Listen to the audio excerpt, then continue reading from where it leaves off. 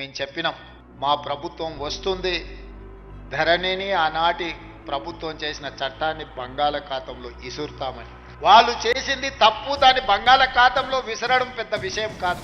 ఈనాడు మనం చేస్తున్న చట్టం పేదలకు చుట్టాలుగా ఉండాలి, పేదవాడి సమస్యని పరిష్కరించాలి, పేదవాడికి అనుకూలంగా సరళంగా ఉండాలి. దాన్ని అమలు చేసే రెవెన్యూ సిబ్బంది కూడా దీని పట్ల అవగాహన పెంపొందించుకొని దాన్ని అమలు చేయాలన్న ఆలోచనతోని నిరంతరం కమిటీలను కోదండ రెడ్డి గారి నేతృత్వంలో రేమండ్ పీటర్ గారిని, సునీల్ని, చాలామంది సిబ్బందిని, అనుభవజ్ఞులను, ఐఏఎస్లను పెట్టి ఈ చట్టాలను వివిధ రాష్ట్రాలలో ఉన్న వాటిని కూడా పరిశీలించి ఆనాడు నిజాం పాలన నుంచి ప్రజాస్వామ్య ప్రభుత్వంలోకి వచ్చిన తర్వాత కూడా జరిగిన మార్పులు చేర్పులను, చట్టాలను నిశితంగా పరిశీలించి వాటన్నిటిని కూడా ఒక అవగాహన కల్పించుకొని ఈరోజు నూతన ROR యాక్ట్ను ఈరోజు మనం తీసుకురావడం జరిగింది.